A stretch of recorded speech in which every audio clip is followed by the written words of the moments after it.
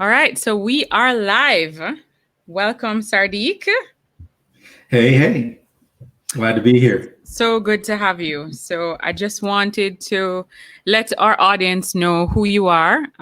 Just trying to bring up your amazing bio here so that I can read some of your awesomeness so the audience can just follow along with who you are. I put a little blurb in the description when I was promoting it, but would love to share some more for sure. Yeah. So today we're jumping on to talk to Sardek, and we are going to talk about a lot of the things that he does in relation to leadership, and also, leaders creating habits that will definitely help them to be more productive, lead better teams, and just create a more awesome experience overall, internally and externally. So um bringing up some information here. It's not coming up. This is why you must ensure that you're fully prepared. So, Sardi, let's just talk for a little bit. All Tell us right, a little let's bit do it. about who you are. Tell us, a little bit about your organization and everything, and we'll get it from your conversation instead of me reading it. Okay, sounds good. First of all, thank you. I love working with you, and do you realize we've known each other for like over 10 years? Wow, really? Yeah, I didn't notice that. That's crazy. yeah. I didn't think about that until Jeff Toyster, who you've had as a guest on your podcast, jumped on my Right. Facebook page and mentioned, responded to my post about this event tonight, and he didn't realize it, and it made me think. It's like I've known you for. And I think it's going all the way back to when I was at Booz Allen. So that's over 13 years ago. Wow, yeah. So We've known each other yeah, for a long time, and you're a yeah, great guy. Really, really yeah. supportive. Yeah, I agree. I am. But you're awesome. So who am I? Who is Sardek? Sardek is a professional problem solver. That's what I do. I help individuals, teams, and organizations figure out how to maximize performance and get profitable results from that. That's it in a nutshell. But if you want to dig deeper into how I go about doing all of that, happy to do that. But I love working with leaders and helping them unlock their people's brilliance. It's awesome. It's a fun job. All right. Now, leaders are very critical in an organization. Would you agree? Oh yeah, Why absolutely. why why is the leader so important in an organization? I mean, what do you think is the most important role as a leader? Yeah. Most, the leaders, what I would say in terms of their importance is they steer the ship in the direction that it's going.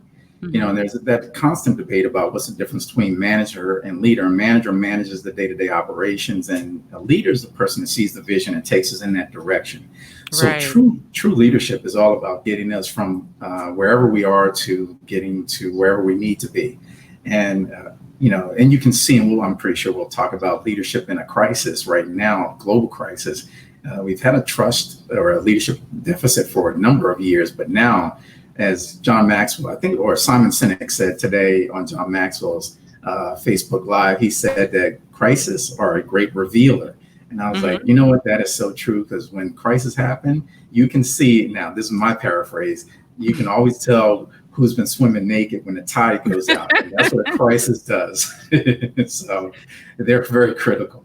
Yes, yes, yes. So the leader is the person that is steering the ship. And if the person steering the ship is not steering the right direction or picks up things along the way that will cause the ship to possibly even sink, you don't want Yeah. to lose any members along the way. You want all men are to remain aboard because you want to dock with all your passengers, safe and sound. So I Yeah. was watching a webinar the other day, and a big part of what the customer experience specialists were speaking about is the new buzzword for 2020 and beyond is Mhm. safe. Leaders have to think about how they're going to keep their customers safe, but also their employees safe, especially as economies open up. And like in Jamaica, come next week, we're going to start taking tourist bookings. Yeah, Mhm. I'm sure in the US you guys are opening up slowly. Each state is opening and doing their own thing. What are your Mhm. thoughts on safety? What are some things that leaders can really think about in terms of really keeping their customers safe and reassured that when they come to their business place they'll be safe, but most importantly their employees will also feel safe as well. Yeah, well, that's a huge issue, and I know here in the States that's been something that Amazon has had to deal with, because they had to push back with employees actually protesting outside of their facilities, various facilities, about being safe and working in perceived unsafe environments early on in the COVID-19 spread. So it's Right. definitely something to think about. And I think, so what this is really doing, Unique and everybody, is it's the triple or trifecta. In the past, we'd always heard that organizations look at the bottom line and finances and primarily look at from a shareholder perspective.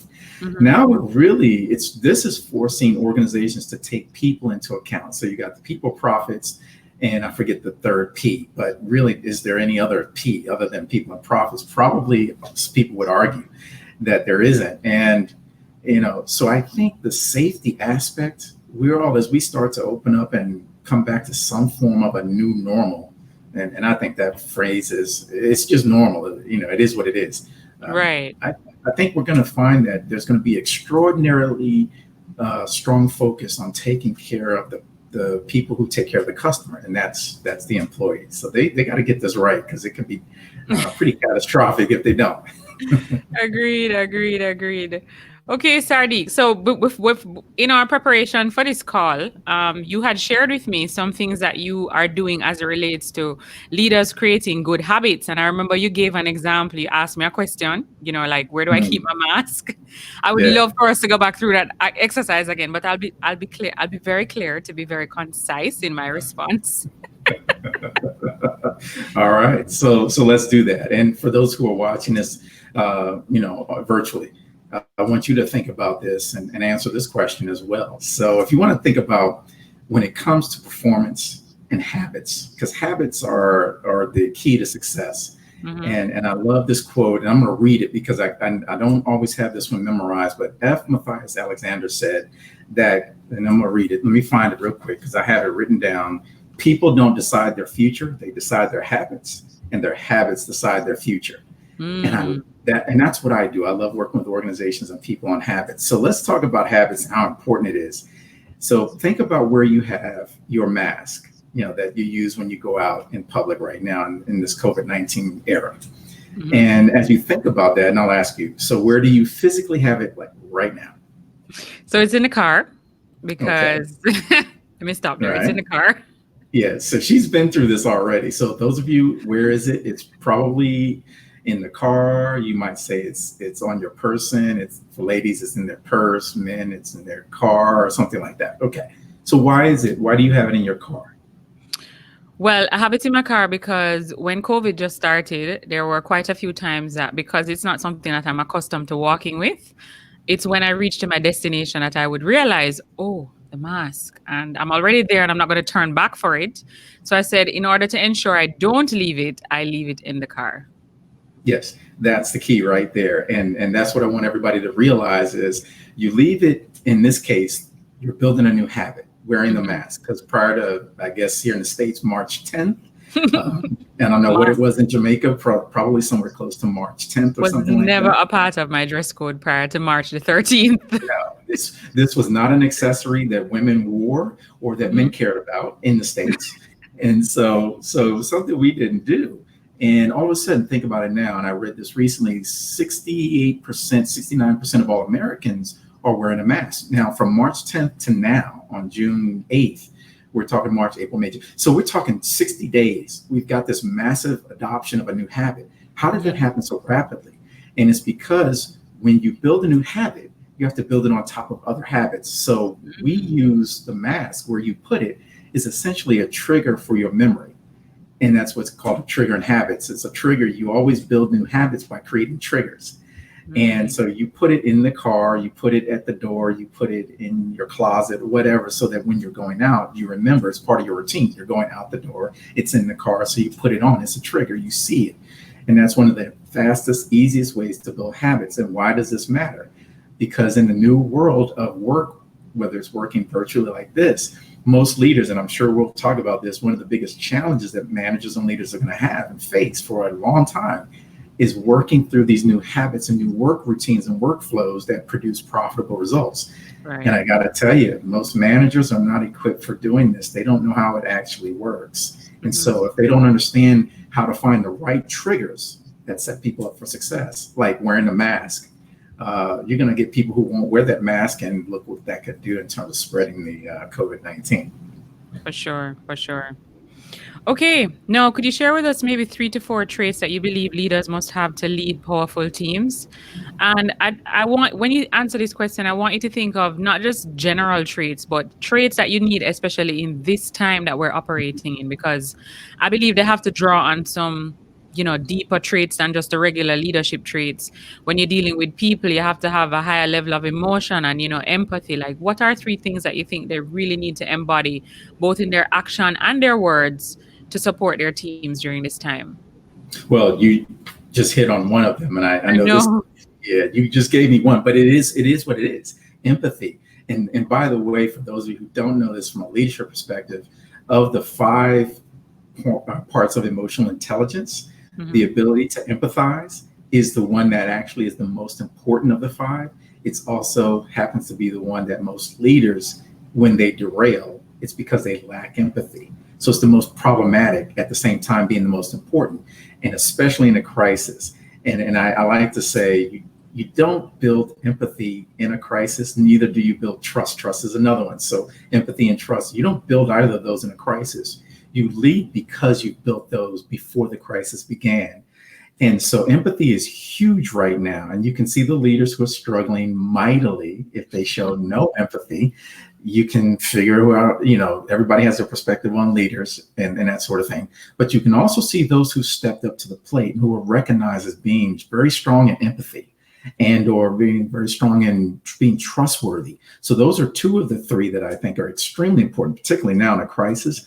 And then the fourth or the third one, I would say, and it's a toss up, but I'm going to go there on this one because you're seeing this really play out not only in the United States, but now it's spread globally, similar to the COVID, but I'll be careful how I say things. Hmm. But this whole divide, whether it's along racial lines, Yeah. equality lines, whether it's along financial lines, I'm just going to go divide in general. And we could talk about all kinds of different angles, but the reality of this is leaders who don't know how to bring people together and close the divide, however it may be. Right. This one is what tears at the fabric of societies. And we're Hmm. seeing this play out in our lifetime. I never actually thought we would see it at this level again. But we're seeing it play out. And you're also seeing the leaders that rise to the occasion on closing the divide and those who are unfortunately creating a chasm of divide. Hmm. So those are very important. We're definitely operating in some very unique times. A lot of very sensitive stuff happening in just one year. Yeah. I think for sure, as you said, the leaders who definitely embrace the areas that you would have identified, the empathy, recognizing that there are certain sensitive topics that we have to be mindful of when we're communicating with people and not just be blindsided by it and totally ignorant to the fact that, these are issues that people are having. And it might not be your reality, but it's their reality. And if they're your employees, you have to be open to recognizing that, acknowledging that, and supporting as much as you can where that is concerned. Yes, absolutely. Now, what advice would you give to a leader that is stopped in a public space and blasted by a customer for poor service or product that they're providing? Um, Ooh. That one, that's a tough one. And so I'm thinking about that one, as you can tell. But I got to tell you, I reflect all the way back to my experience when I was working at Blue Cross Blue Shield of Virginia, which at the time was called Blue Cross Blue Shield of Virginia, but it was now it's called Anthem Blue Cross Blue Shield. mhm. And I remember there was a time where at the time, there was a Blue Cross Blue Shield plan, and the plan in Virginia had denied or had forced through their policy of paying claims. A woman had a hysterectomy, and she was, hospitalized for I think like a day or 2 days or something like that. So it was a really rapid push. The people out of the hospital with that particular procedure in that time. This is years Right. and years and years ago. So be clear, people. This is nothing now. Okay, I'm talking like 20 some years ago. Okay, Hmm. and I was out in public and I was wearing the shirt, the company shirt, and this woman came up to me and did exactly what you just asked me. How does a leader deal with that in public wear? And she came up and said, "How dare you?" And I didn't know what she was talking about. And then she went on about the pay the claim and force people out of short-term hospital stays when they need more time. And I was shocked. But you know what? The one thing that taught me, and I never forgot that experience, and I'm sure most leaders will never forget this if this happens to them, and they should be prepared for it to happen. And that is, I just listened empathetically. There's that empathy. I listened to her. And now I was in no position in that role at that time to make a difference in terms of the policy of the company. But what I can say about what leaders should do is take some form of action. So you take that feedback back, you listen empathetically, and you simply ask the question, what can be done to make it better? Now, I want to be clear on how I ask that question, because it's a nuance on the statement. What can be done, in your opinion, to make it better? Okay. So you want to ask them. Asking them for their opinion, even though they might be irate and coming at you pretty intense already. But what that does is it tends to create it's a pattern interrupt. If the leader were to ask that question very calmly, very genuinely, and empathetically, what can be done, in your opinion, to make things better? All of a sudden, that means that you care as a leader. You're willing to actively listen. And oftentimes, if someone's doing that in public, that's really what they want. They really want you to, and protesters, all you keep hearing, they say in this COVID-19 scenario, we just want to be heard. And so those who are able to actually stop, empathetically listen, that's usually what you need. And then take some action behind that to try to help resolve that issue. Because a person who deals with issues and hears about and says things like, and politicians will say, well, the system was broken when I got it. Well, it's okay to say the system was broken, but if you're not fixing it, you're still part of the problem. Yeah. Agreed. We have to contribute to the solution for sure. Yes. All right. Can you provide us with 3 best practices for communication response time on social media during this time? This is an interesting question too, because when I think about social media, I think all of us would say that the best practice is if I'm going to give you my feedback and request customer service on social media. And first of all, if you have social media available for your customers, I think the expectation is pretty instantaneous, at least a response of acknowledgement or receipt of that. At minimum, you better have a way to respond immediately, or some statement saying a defined amount of time is going to be that we'll respond. And so I think immediacy, particularly now with a lot of people working virtually, so you got more access to experiencing these, right? So that immediate response is important. Or as fast as possible. And I recently had a scenario and I switched from a service provider, a webinar provider, I won't name the company name here because they put a big U in suck. But what they did was they had on their website, we are available. We're here for you. They actually said, we're here for you 24/7, 365. And I have had 3 instances with them with poor customer service because I put in a ticket on their support website. And it took on average, well, it's not an average. It is what it is. It was 5 days or more before I got a response. Wow. 5 days for something that I was using for my paying customers for my business. I can't wait. Can you wait 5 days if a customer calls you and they're paying for your services? 5 days. So I think back to your question, what's the best practice on response time? As fast as freaking possible.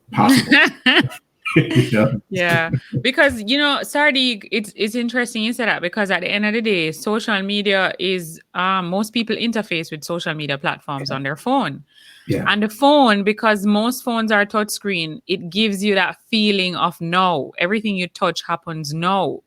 So when you go on social media, if you send a direct message or, you request some information, even if it's acknowledgement that you're going to get back in touch with them, some form of feedback. I mean, I've sent people, and then the thing about it is that some of these platforms, if you're not accustomed to messaging the person, it will filter your message, for example, into another section. So the onus on the person who is managing the platform is to check all of the possible areas that the message could go. It's almost like junk. You should check your junk, and you should check your email, because a very important email could end up in junk. And that could be the way, I got to tell you, that's a tweetable. If you're on Twitter, check your junk. # check your junk. I like that. I like that. Check your junk. Yeah. So, it's really, really important for you to just be aware of Yeah. these things, and not take it for granted, because your delay in response will actually force somebody to go and seek the service or the product elsewhere, especially if, as you said, they need a solution immediately, and 5 days Mhm. just can't cut it. Yeah. And by the way, and if they do not get a response, they're going to go and tell, and you probably have better statistics these days. I remember years ago that I remember the statistic, if people are ticked off, they tell 10, on average, 10 people that they're ticked off. Yep. And, so I didn't want to blast out this company's name, on your platform. I recently did that on another webinar, and I said, you know what, that probably should have done that. Then I was like, you know what, I don't care. They suck. But yeah, and you know why you spoke about it, Sadiq? It's because emotionally it impacted you. Oh And as yeah. human beings, we talk about the things that impact us emotionally way more than the things that don't. And so, you were impacted by that experience. Your Mhm. customers were impacted by that experience. It impacts your brand and the perception of your brand. And I mean, the customer doesn't know that you're not the person responsible for the platform that the webinar is Right. being hosted on. As far as Right. they're concerned, they've paid you this money, and they're in this platform, and it's not working the way how it's supposed to work. So, Mhm. yes, it impacts them, because clearly, they've lost you as a customer. But going back to the statistics that you were saying with social media, that 10 now is 10,000 or 100,000, Yeah. depending on your influence.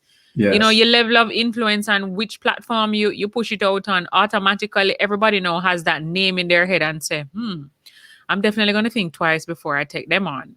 If two options Exactly. are put in front of you, you'll probably go with the one that you never heard about before, because the one that you did hear about, you didn't hear good things. That's right. And to your point, I was thinking about that because on LinkedIn, I have over 8,000 people that follow me.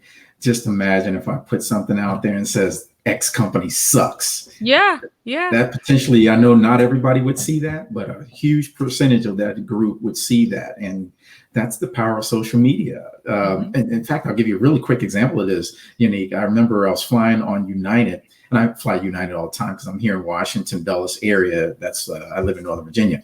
And so I fly a lot. And, I was in business first, in the aircraft. I fly, I get upgraded a lot and things like that, at least prior to COVID-19. Hmm. So I remember that as I was boarding the flight, that the people in front of me, the flight attendant, she greeted them, good morning, sir. It was an early morning flight. Good morning, ma'am. Got to me, said nothing. I was fascinated. So I went to the front of the plane as we got on. I went to the front of the plane. I sat down. This same flight attendant was a flight attendant serving business first. I didn't really think anything of it. As she came back, and I was in 2A or B, so I was sitting in the aisle seat in the second row. As she Hmm. came back to offer drinks, she asked every single person for their drink order, skipped me. Now I'm ticked off. I'm I'm like, sure. I don't know what's going on, but now you got my attention, and I'm ticked off because you didn't greet me when you greeted everybody else. I gave you a pass on that one, but you clearly see me sitting here, and you didn't ask for my drink. You went right across and got the guy in the window seat and went past me and went and turned over to the other person. So I jumped right on my little that seat right there, and went to United's, Twitter, and just put that in there and put the phone up. Didn't say anything, just let it go. Actually, normally when I fly, I go to sleep. So I just went on and went to sleep. When we Hmm. landed, I forget where I was flying to, but when we landed, I had phone calls. I had responses fairly, and I noticed they responded very quickly. I had just turned off my phone. I didn't pay attention, but they were on it as a 1K member of United, a frequent flyer. They were on it fast from social media. Did not expect that. I turned the phone off. So United, in that sense, they fixed, or at least accommodated me. They attempted to accommodate me very quickly through social media. So yeah, immediacy. Yeah. Yeah, very true. So much, so true, Sardik. Now, Sardik, can you share with us, is there any failure or apparent failure that has set you up for success in, currently? And do you have a favorite failure? Something that you failed at, but it has really added value to your life today, and you'd love to share it with us. Me fail? Of course. Look, I have a statement, and I'm going to tell everybody right now. I say fail fast and fail frequently. Hmm. Right now, and especially in times of disruption or massive change like right now, think about it. You can screw up relatively speaking. Don't do anything crazy, but you Mm-hmm. can screw up a lot right now because people are actually, a lot of people in massive change like this, they're scared, they're fearful, so they take no action. This is the best time to take action and figure it out. As Yeah. Marie Forleo says, everything is figure outable. Right now is the time to fail fast and fail frequently. Go Mm-hmm. forward, try it out, and people actually will applaud you for giving it a try. So failure is, and a lot of people don't realize this, and a lot of managers and leaders don't realize this either. Failure is a part of success. How do we learn? We By learn failing. through failing. We figure out what didn't work. Alexander Graham Bell said, or no, Thomas Edison said, I was going to say Bell, but nope, get that quote wrong. Thomas Edison said, I didn't figure out 10,000 ways. I didn't fail 10,000 ways. I found 10,000 ways, whatever. I don't know what I'm trying to say. He basically said, I figured out how to make a light bulb work after 10,000 tries because I sucked at it 10,000 or 9,999 times. Yeah. So yeah, it is a required part of success. And that's what I will do in terms of performance consulting. I help organizations realize that adoption curve, that failure curve to success. So my favorite failure, oh, this one's easy. I've had the classic, and actually that's how you and I kind of was preceded. Well, yeah, the first time I came down to Jamaica and spoke, right, for the Customer Service Association. And then when I came back and did my second time down there, I was working with Booz Allen Hamilton, and I came down to speak. And when I got back, not long after that, I got fired.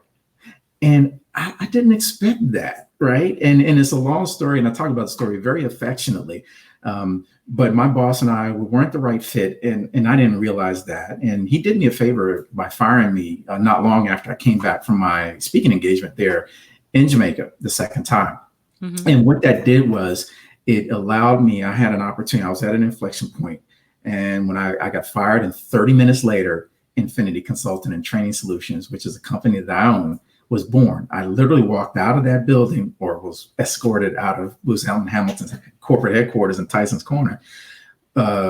Bruised, battered, ego, everything you can imagine, every emotion went through my head, scared as you get out, as you can all imagine. Mm-hmm. I got in my car and I was like, so what are you going to do about it? And I said, I'm launching my company. I already had the name. I was too afraid to do it prior to that. I was like, you know what? I'm going to launch my company. Yeah. 32 countries later, here we are 13 and a half years later. It's been a blessing. Vince fired me, and I thank him so much every day for unleashing me. It was Liberation Day for me because he let me get out of the cage I'd imposed on myself of fear. And so that's the best example. He set me up for an amazing journey that I'm still riding and loving. And yeah, so I thank Vince for doing that. He did the right thing.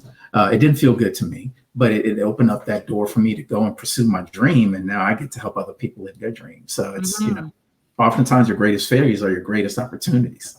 That is true. That's very true. It's funny you said that, Sardek, because I know a lot of people globally are being furloughed. They're losing their jobs. And fear, as you said, is probably the biggest emotion that's setting in people across the globe. I mean, what if they're not in the frame of mind like you to say, you know what, I'm gonna bet on myself and I'm gonna do something for myself? How do they get to that point? What advice would you have to give them to get to that point? Because I'm sorry, go ahead. Because not all of us have the strength within to really identify that that's something that we can do. We don't believe in ourselves. We doubt ourselves. We're not as confident. I mean, I suffer from it all the time. Even as a business owner. And so, how would you suggest that they get over something like this? Well, typically, and this is usually how it happens for most business owners who came from corporate and start their own business. They got ticked off or got fired. Usually there's some event that causes so much pain that triggers. It's the trigger, right? That launches them into their they just said, I've had enough. I'm going to do it. And I at that point, I was like, you know what? I have had enough. I was giving my heart and soul. And by the way, let me qualify this thing about Booz Allen. Over the last 2 years, guess who they brought back to work for them? Very nice. The one and only Sardek. I'm just saying. And so I have this thing where I say, be so damn good. You set the standard that everybody else wants to meet. I have spent the years, a decade after Booz Allen, and I made it my mission, not because of Booz Allen. So it goes back to your why, which Simon Sinek will say, what's your core purpose? What's your why? Hmm. I actually went back to my core purpose coming out of there, getting fired, and said, I am going to be the best at what I decide I'm going to do. And I'm going to be the best at it that I can be. And you know what? When you become the best at what you want to be, the world stands up and takes notice. And Yeah. so they took notice and realized that, hey, this guy, he may not have been good here at that point for whatever reason, but he's all right. So let's bring him back to work with our war fighters and those who are actually helping protect the U.S. and their assets and things like that. So how do you get there? Typically, it doesn't have to, but typically it's because you got ticked off so bad or the pain was so great that you decided to pursue your own dream. But it really does start with your why. What's your purpose? And I know it sounds cliche, but it really is. What's your core purpose for living? And I reached deep inside and said, my core purpose for living is and it's an 8-word motto. I help people be better than they were yesterday. I help people live a life of significance on purpose. That's my other statement. That's all I love to do. And then it was just a matter of figuring out how to make it happen. So that's what I tell people is find your core. What do you put on this earth to do? What's your core living dream, whatever it is, and then align yourself into the activities, jobs, or whatever that allow you to fulfill that dream. And you never work a day in your life again. That's true. That's very true. So, where to find our why, right? Simon Sinek says it. And I mean, if you listen to any of the great gurus in terms of really developing a purposeful life, the Oprahs, the Tony Mhm. Robbins of the world, they also, send the same message. Um, what if you're there and you're like, I don't know if I have a why? I'm just here Mhm. existing, Yeah, like, yeah, yeah, yeah. where do you start? Do you get a notebook and write down what you like to do? Do you go outside and look in the sky and pray God will send you a message? Good question. You know what? This is where mentors come into play. And having others who are doing things that you appreciate, that you value, and go talk to people. So if there's something that you love to do, and one of the great questions on finding your why is, what would you do if you could do it and you could get paid for doing it and you didn't have to get paid? You'd be willing to do it for free, whatever that is, right? But if you could get paid for it, wouldn't that make it even more interesting? And then if you said yes, yes, now go find people who are doing what you want to do. And for me, it was speaking and training and doing that thing and traveling the world at the same time, getting my travel fix. So figure that out. But it's the old Venn diagram. If you want to do the basics of just trying to figure it out without a mentor, I would say go get mentors and talk to them. But do the old classic Venn diagram. The circle of one circle is what do people need? Circle one. Mhm, What are you good at? Circle two. What can you get paid for it? Circle three. mhm. And there might be a fourth circle. Some of them have four, some of them have three. But what can you do? What do people want? What can you get paid at? What do people need? And all that sort of thing. And figure out that intersection of all those three circles, and that's your why. And then it's just a matter of going to figure out how to make it happen and executing on that why. Okay. So it doesn't have to be complicated. Right. That's a good one. That's a good one. That's definitely a basic strategy. I think anybody could take pretty much. Plug in and apply. Yeah. All right, Sardik, when you feel overwhelmed or unfocused or you've lost your focus temporarily, what do you do? What are some of the questions that you ask yourself when you're faced with lack of focus? This one, and this happens especially right now. I mean, as most of my business as a professional speaker and trainer was face to face by choice. And Yeah. I had the skills and capability to go a lot of virtual stuff, but prior to COVID-19, I chose not to do a lot virtually because I enjoy the interaction, the human interaction, Hmm. and I was very skilled at it. But I just chose to. It was a choice, a conscious Right. choice. And then when all this happened, now I had to pivot everything virtually, and here we are. And I've grown to really appreciate it, and I now actually like it quite a bit now. But what happened to me is what happened to millions of other people. And I said, and here's the question I always say: when you're in fear, ask this question. So what are you going to do about it? It's that simple. What are you going to do about it? See, when you're in fear, the best thing to do is to take action, because action is fear's greatest assassin. If Mm. you ever get fearful, no matter where you are, no matter what you're doing, stop. Well, whatever you're doing or not doing, start doing something different. Yeah. And that's what I literally did in my, every time I feel overwhelmed or I feel fearful, I feel doubtful, I have self-talk that starts getting in the head of saying, Mhm. this ain't gonna work. I'm like, so what are you gonna do about it? I literally come up here in my office and I start cranking out something new, or I'll listen to something that inspires me. I'll do something I enjoy, which is PlayStation sometimes, whatever, but do something different than whatever you're fearful in that fearful moment you're doing. And that usually followed by, so what are you going to do about it? Gives you time to reflect, become unemotional, get a little bit more rational. And now you can act when you're in a more rational state. Yeah. Beautiful. All right. I like that quote you gave. Fear, no, fear is action is fear's greatest assassin. Was that it? That's it. You Yeah, got it. that's definitely a tweetable. I like that Yeah, one for yeah. sure. That's right. Check Very your good. junk. Yeah. All Action is right. fear's greatest assassin. It is, it is. And that is so true. I mean, if you're fearful about anything, the really what you need to do to get over that fear is just to take action. Just to share, I think I shared it in the live last week, but clearly I'm a little bit more comfortable this week. But before I had this brilliant idea of doing these Facebook live and Instagram live series, I had never done a live before in my entire life. And it's not that I've never partake in them. I watch people and their lives all the time, but I was just very fearful of doing a live. I was like, oh, but then you have to be prepared and you have to look a particular way. And, it's different than doing a video. And, if you mess up, you can do the video over, you can edit out parts of it. There's an opportunity to create a more finished product. With a live, it's just live and direct. And so that was Here we preventing are.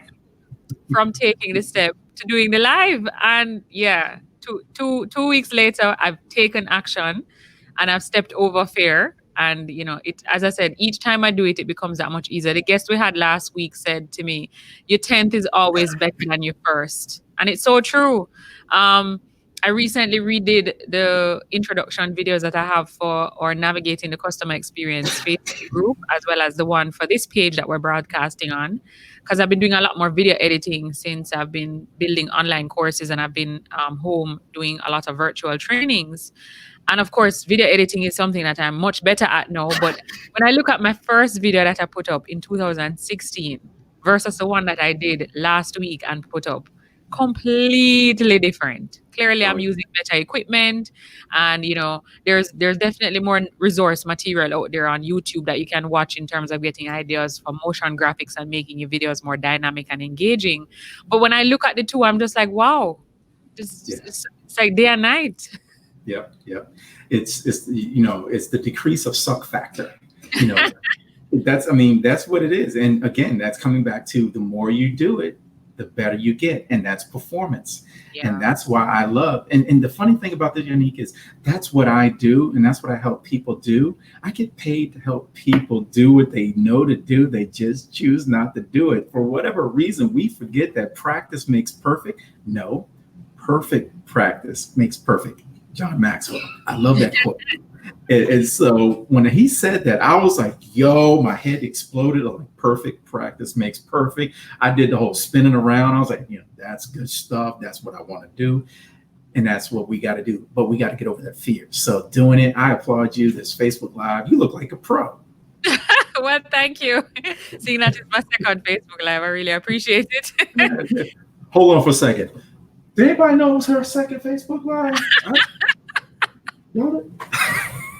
Sardek, you're killing me. Okay, so now can you share with us what's the one online resource tool, website, or app that you absolutely cannot live without in your business?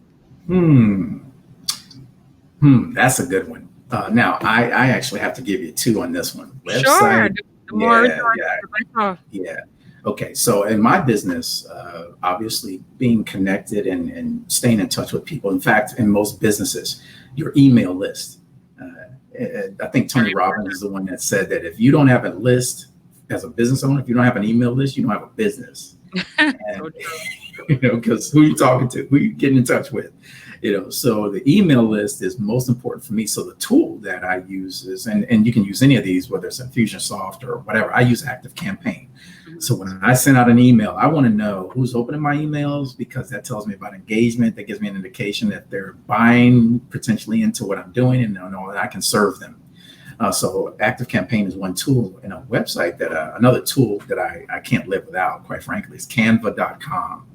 You know, if people are not familiar with Canva.com, y'all need to get up with the times, son. Because Canva is off the chain, and they just made it even better back on April like 6th or something for those who have the pro. I have to say this slow. Pro plan. That's a tongue twister. Whatever that is, $12 a month or something. But basically, what they did was, and if you're not familiar with Canva.com, Canva.com, go check it out. But they gave, as you probably know if you're a pro plan member, they gave you access to all of their premium images and content, which was millions and millions of content. I no longer have to go looking, which I didn't anyway, but now I don't even more have to go looking for stock photos. I have millions of assets at my disposal in Canva.com. It's off the chain. That's all I can say. Yeah, it is. I've been using Canva for years, and I mean, it's just amazing. I mean, today I actually released a free online course, basically online business tools that can help to enhance your customer experience, and graphics and scheduling was one of the topics that I spoke about in it. And I listed Canva because if you aren't a graphic artist, you didn't go to school to study graphics, you know, matching colors and shapes and all these things is not your forte. Canva makes it so easy for you. They have templates. You don't need to think of these ideas out of your head. You know, it's just really, really easy. And as you said, there's a lot of information that is there. There's stock photos, there are shapes, there are frames, there are grids, many different options for you to use to integrate into your design so that, you know, it will look more engaging, enticing. People are drawn to things that look interesting. And so Canva has they've brought the reality home for the average person, the average small business owner. And I don't think the price point is expensive either. I think it's quite reasonable for you to invest in something like that for the month. Absolutely. I would say to people, and Canva is the Uber, as Uber was to taxi drivers. Canva is that to the graphic design industry. They are disrupting the daylights out of that because they brought that skill set home. And now, and where do I do most of my Canva stuff? Right here. Right on this little thing on my phone. I'm in the middle of the night. My wife was like, "Will you cut that thing off?" I'm sitting in there like, I got this quote in my head. I'm like this, and laying in bed. She's like, "Get out." And I'm like, "Wait a minute, I gotta finish this." Canva is taking over your life. Sorry. It travels. It goes with me. And then every now and then she I'll do a quote about her too in Canva, and she loves it. She loves it. Yeah. Canva is definitely amazing. So you listed Canva. And what was the other one? So Active Campaign is the campaign. Mailing list. Yeah. Active Campaign as your mailing list. So let's talk about some of the books, maybe 2 or 3 books that have had the biggest impact on you.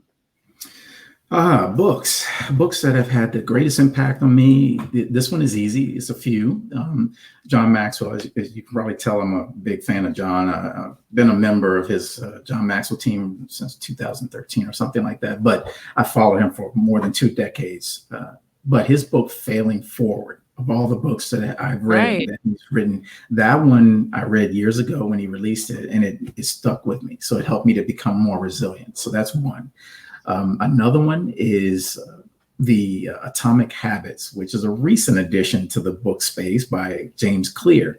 It's a bestseller.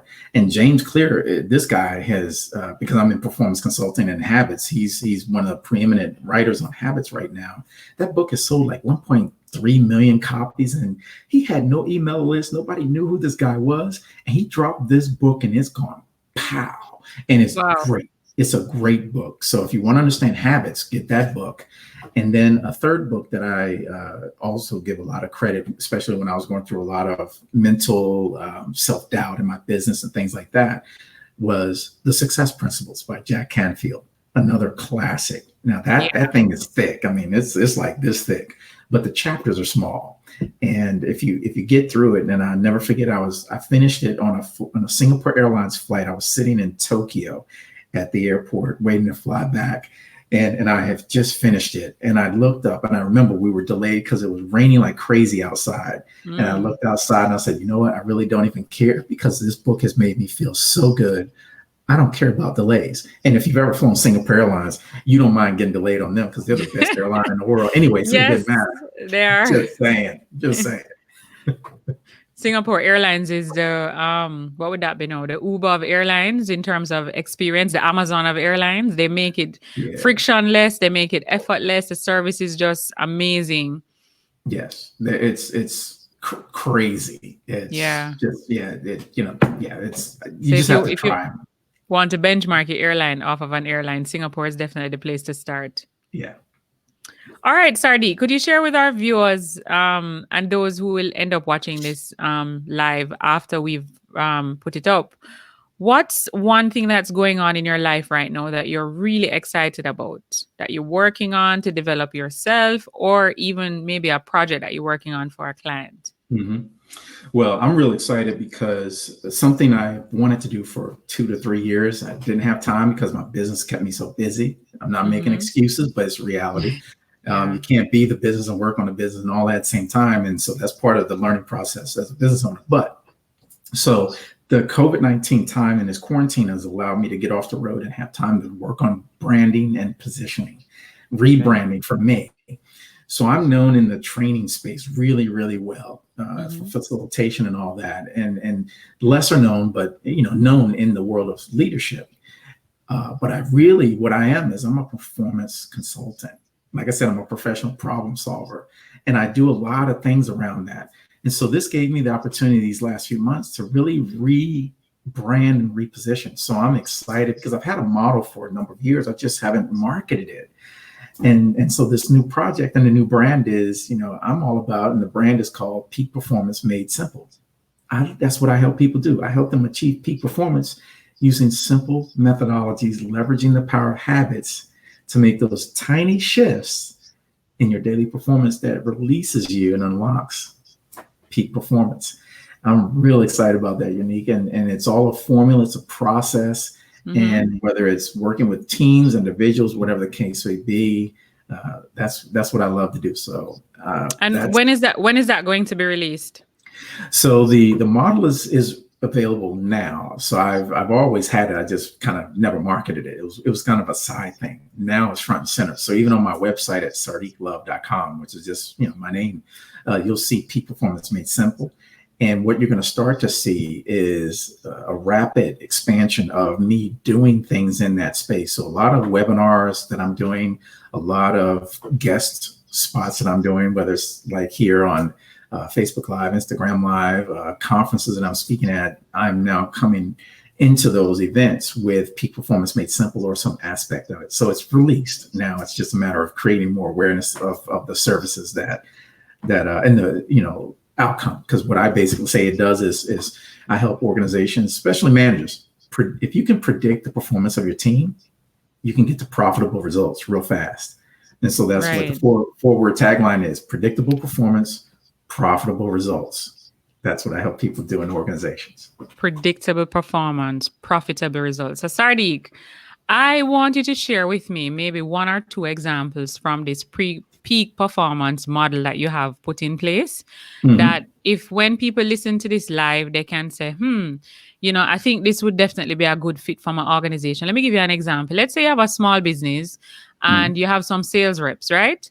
And they're not necessarily doing what you need them to do. Little things, they're just not performance driven, and everything you have to be literally behind them for. How do you get them to that stage that you just mentioned a while ago? Predictable performance, profitable results. Because at the end of the day, that's what the business owner is looking for, right? Yep. How do we get them there? So how do you get them there? So the methodology is simple. And so I'm going to give you one of the secrets to peak performance is, and you look at any performance team. So let's look at your sales reps, and I'll actually give you, I won't say the pharmaceutical company's name, but let's just say they're a very large global one. So I was working with their sales reps on a global basis. You go and I'll ask you very quickly. So if you got the low performers, the standard or average performers, and the high performing sales reps, if you were to go talk to any one of those three pieces of the population, low performer, standard or average performer, top performer, who would you go talk to? I think I'd probably want to talk to the top performer because I'm thinking they probably have more knowledge. That's exactly right. You go talk to the top performer, not necessarily because they have more knowledge. They've outperformed everybody else, regardless Mm. of their level of knowledge. Now, so what you want to do is you want to go talk to the top performers, figure out what they're doing, looking at their routines, their habits. See, that's why I do habits. Look Yes. at their work routines and see what their habitual work routines are. And what you tend to uncover, and this is performance consulting, this is the angle that I have an advantage over trainers and everybody else. Trainers don't know how to look at this stuff. I can tell you this, and you still won't know how to do it. Most trainers, and that is you go look and find out what their routines are, because typically if let's say they got a 7-step sales process, Mm-hmm. those top performers on average have added in 3 to 4 additional steps that are undocumented that get them to that peak performance. Mm. And if you find out what they are, and if they identify a skill gap, now you can train those new skills in that new work routine to the standard or average performers, and you move your entire organization. And that's what Jack Canfield, not Jack Canfield, Jack GE, Jack Welch, thank you. That's what he did at GE. He didn't call it that. He didn't know what it. He called it the vitality curve. The Right. principles of compounding are there. So he understood that from a managerial perspective. And that's what I do is I teach people how to move their performance, whether it's individual or compounded team performance, over, starting with your top performers, so that you can move the entire team's performance up. And for those who get left behind, you got to have a plan for them to repatriate them and help them find success in a different place inside the organization, if you can. All right. So the practical example or the takeaway here is you look at the habits of the persons that are top performers, and usually those habits, those additional steps or activities that they are taking, they're undocumented, and that's what has yielded them to achieve greater success than the average performers or even the low performers. Yeah. Yeah. Yep. And the other thing I would say behind this, Unique, is most often organizations are pretty poor. And this is no incrimination because business is complex. But most organizations are fairly poor at understanding and managing their workflows and their processes. A lot of managers will make a lot of changes to workflows at the local level and not realize it's called unintended consequences, what happens upstream and downstream of that point of change. And so if you can imagine catching a train or riding a bus or or going from point A to point B, and you got steps in between, if you change something in the middle, you better know what's going to happen before and after. Most managers don't do that, so that's where someone like me comes in and says, let's look at what's going on, what's happening, what's the gap, what are you expecting, what are you getting? Now let's go talk to your top performers to figure out how they're actually getting better than everybody else, see what we can uncover and give back to the rest of the organization. So it's a methodology, and that's why I call it peak performance made simple. Very good. Very good. All right. So I would suggest those of you that are listening to this episode that have teams that need to increase on their performance, you need to link with Sardek because he can probably yield you some of those results that you are looking to achieve, especially in a time when everybody's trying to retain their existing customers and also, attract new ones, but hopefully attract new ones organically rather than having to spend money to attract each and every time. Yes. And may I add one more thing for you here? Sure. Here's a little nuance about what's happening with COVID-19. Older workers traditionally who have gone out of the workforce, or they typically won't get called, or they'll be let go because of their costs. They're more expensive, things like that. Guess who's being brought back in the organizations, especially in healthcare? Those older workers. Why? Because they were top performers in a sense that they don't need a lot of training. They can step right in. And so organizations like nurses in particular, which comes out of your country, you produce nurses down there like crazy coming out of Jamaica, right? So, and I have clients in the healthcare industry that have nurses from Jamaica. And they told me, even when I spoke at a keynote speech for one of them last September, we talked about the fact that they couldn't even get enough nurses from Jamaica because there's such a demand. If the demand was high then, can you imagine what it's like now? So older workers being brought back in at a time. So it's fascinating to look at how it's called the return to work programming. And that's so companies don't even know how to deal with that new process. Yeah. I'm just saying. So if you need that kind of help, that's something we'd love to do. Yeah. It's funny you said that they're not getting enough nurses, and we're fighting to keep the good nurses here so that they don't leave Jamaica. But Exactly. challenge is they're looking for better opportunities, better compensation packages, and so sadly, a lot of them do leave. Yeah. Um, but yeah, that's really good. And I think one of the things that they're in high demand for is their work ethic. I've spoken to a lot of people who say they hire Jamaicans outside of Jamaica. And one of the reasons why they like to hire Jamaicans is their work ethic is so different from, a Native American, for example. And Mhm. attitude is the first part of the battle with an Yes. employee. Whereas you can Yes. train them on every other skill, you can't train them on attitude. So if you get somebody with the right attitude, I'm sure that you will yield quicker results in a more realistic and productive way than if you got somebody who was lazy and you had to be behind them all the time, and they just didn't have the initiative, and it's just so time consuming, the time that you have to be spent to be getting all of that done. If they had the attitude part, it would just be a Mhm. matter of laying the foundation and then they take it from there. Indeed. Well said. I couldn't say it better than myself. That is awesome. And that's the one thing that Jamaica is known for culturally is that service ethic. And that's why you're so awesome. And people can learn from you. And I'm not just saying this. I watch what you're doing, and the organizations here in the States that could take advantage of your services, they would be smart because you actually can teach them the things that make the difference. The top performance comes out of the attitude Yeah. oftentimes. Yeah, Mhm. oftentimes. Yeah. Sure, for sure.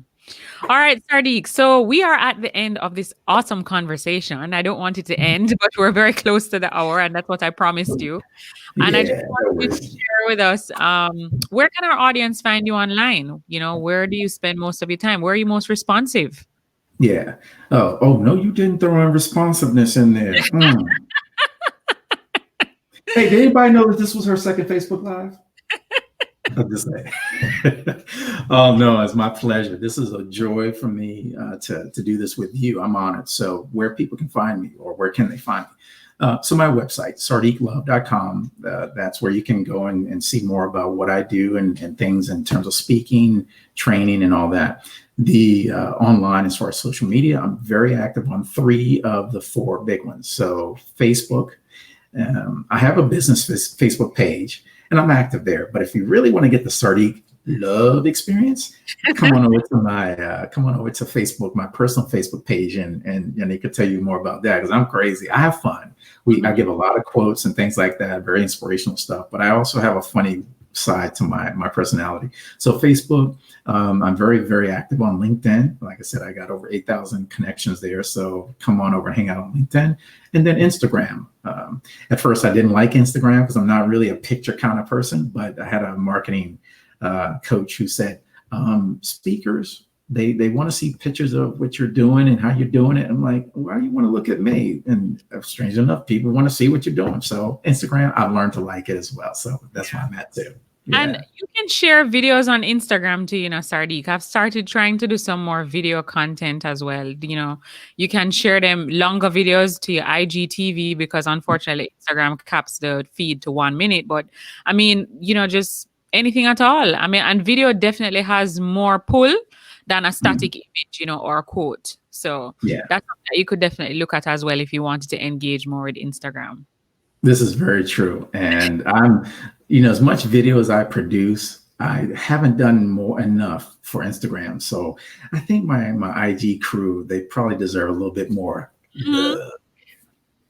And you can repurpose the content. So if you're producing video Oh for yeah. Facebook or for LinkedIn, you can just, cut a piece of that and put it on Instagram and then redirect them to say, okay, if you want to see the longer version of this or more information on this, you can head on over to our LinkedIn page. So the videos can actually be repurposed as well. I would definitely encourage you to do that.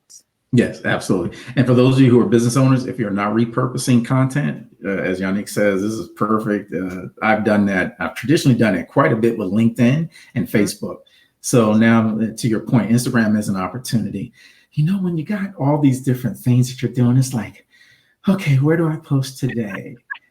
Do I do it here? Do I do it there? Let's do it all 3. And so, but it's a strategy. You got to have a strategy for all this stuff. So So you you're have to have a exactly right. schedule. You need to be listening to it, looking at the analytics on the different platforms to see what customers are asking, what are the questions they're asking, because that will give you greater insight as to what topics you need to be talking about more, because clearly that's the pain points. The things that they're asking about are the things that are most interested in and probably are the Mhm. things that are paining them the most. Very true. You know, the one thing I didn't mention, and I don't know if you just saw my little dog. He's not little. See him in the corner there. He comes up into my office. Look, there he is. Oh There he yes, is. I saw him. Yes, yes. What's Yeah, his name? yeah. Dakota. He's my Dakota. boy. All right. Very Anyway, nice. Hi, Dakota.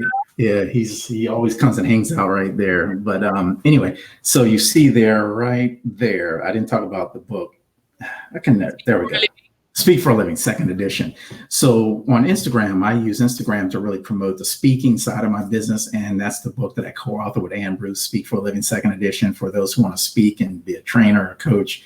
That book talks about we talk about the business of speaking. And so that's what I do on Instagram. And then on LinkedIn is where I really spend my time for Peak Performance Made Simple and all those strategies. And Facebook is a combination of work and quotes and just my crazy zany, They get to see you on Facebook. Yeah. All right. Well, those of you that are tuning in tonight, just to let you know, for our IG live series, which last week we did Courtney Campbell from Victoria Mutual. This week we have Sardek. So we're bringing him back on Thursday to have some more conversation around this as well, because we don't have the same audience hanging out on Facebook that hangs out on Instagram. And I think it's only fair to give Sardek the opportunity to share all of what he's doing in terms of, creating better habits, building better leadership strategies, taking care of your team, all of the wonderful and awesome things that he's doing. We're going to share that with our IG family on Thursday. So that's this Thursday, June 11 at 7:45 p.m. So if you are on IG, definitely head on over there and hang out with us at 7:45. And that's Eastern Standard Time at the 7:45. All right, Sardek. So is there anything else you'd like to say before we wrap up? Actually, there's one more question I'd like to ask you. I'd like you to share with our listeners, our viewers, if there's a quote or a saying that during times of adversity or challenge, you'll draw on this quote or saying, and it kind of helps to refocus you and kind of just get you back prepared on what you need to accomplish. That's a good one. Well, one that comes to mind, Walter Frick.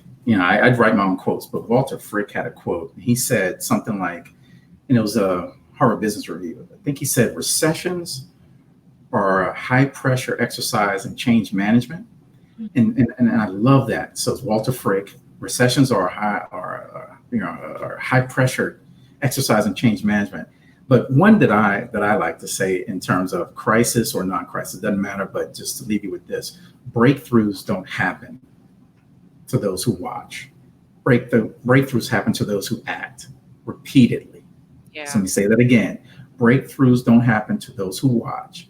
Breakthroughs happen to those who act repeatedly.